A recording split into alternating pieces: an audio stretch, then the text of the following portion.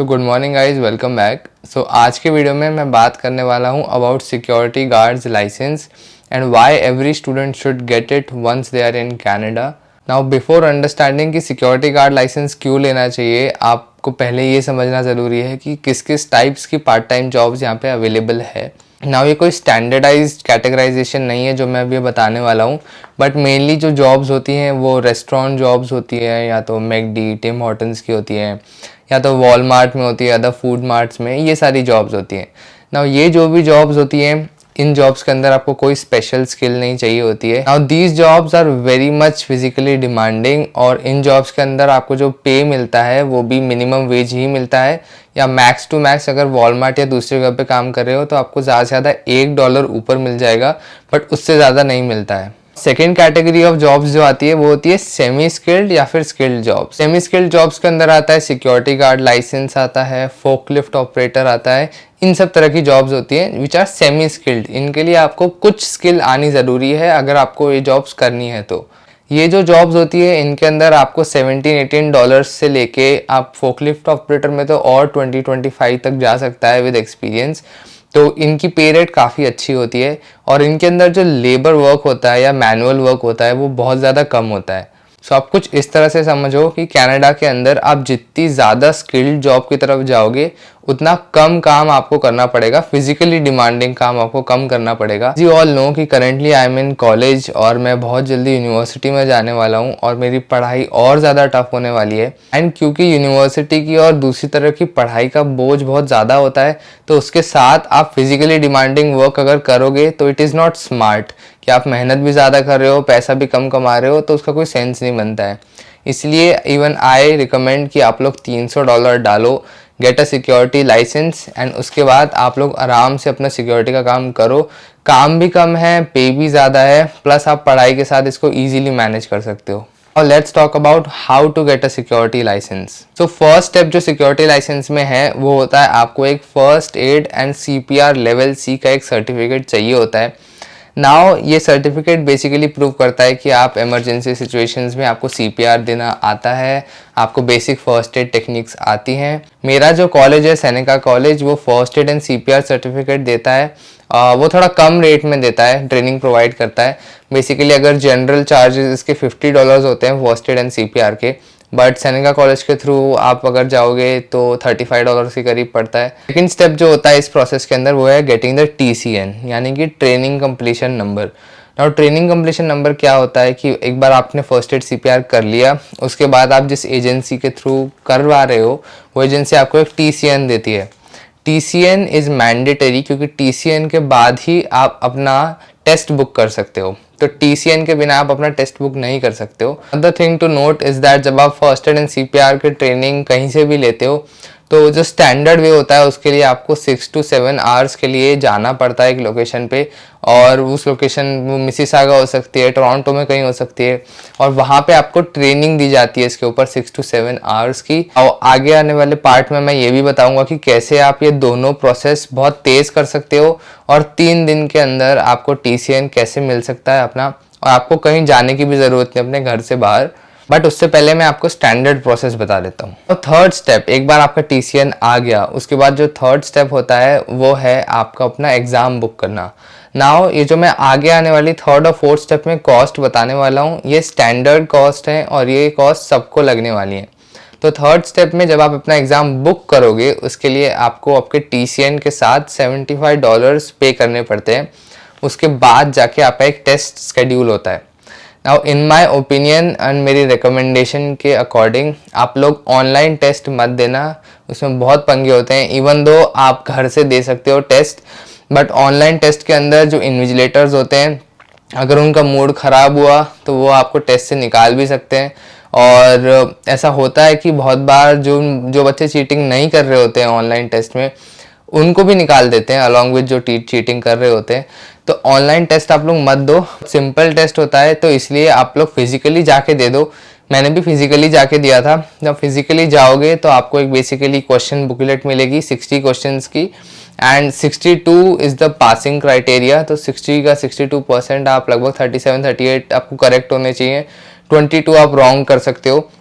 And उसके बाद आप बेसिकली पास हो जाओगे। एंड OMR शीट भरनी होती है फिजिकल एग्जाम में, तो इट इज़ प्रीटी सिंपल। एक बार आपका एग्जाम क्लियर हो गया, उसके बाद जो फोर्थ स्टेप आता है, फोर्थ स्टेप के अंदर आपको आपका लाइसेंस के लिए अप्लाई करना पड़ता है।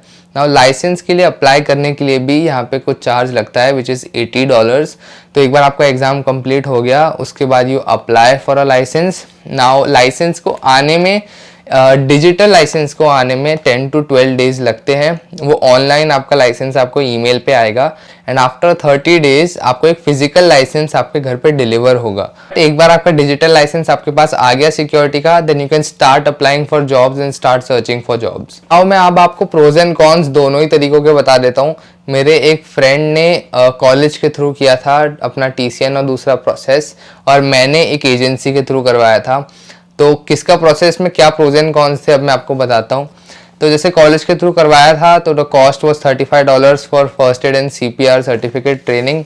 तो वो उसके लिए आपको 6 to 7 आवर्स आपके दिन के, आपका पूरा दिन ही चले जाएगा। बेसिकली आपको जाना पड़ता है एक सेंटर पे, वहाँ पे जाके आपको CPR की ट्रेनिंग मिलती है और उसके बाद आप आते हो, फिर आपको CPR का सर्टिफिकेट मिलता है। आओ अगर आपको सर्टिफिकेट मिल भी गया उसके बाद भी यू स्टिल रिक्वायर TCN। तो TCN के लिए आपको एनी विच वे किसी एजेंसी के पास जाना ही पड़ेगा, और वो एजेंसी आपसे कुछ अमाउंट चार्ज करेगी ही करेगी। कुछ एजेंसी 70 चार्ज करती है, कुछ 100 चार्ज करती है TCN देने के लिए। तो आप सर्टिफिकेट तो कहीं से भी ले सकते हो, उसका कोई मैटर नहीं है, बट सर्टिफिकेट से ज़्यादा इंपॉर्टेंट होता है TCN।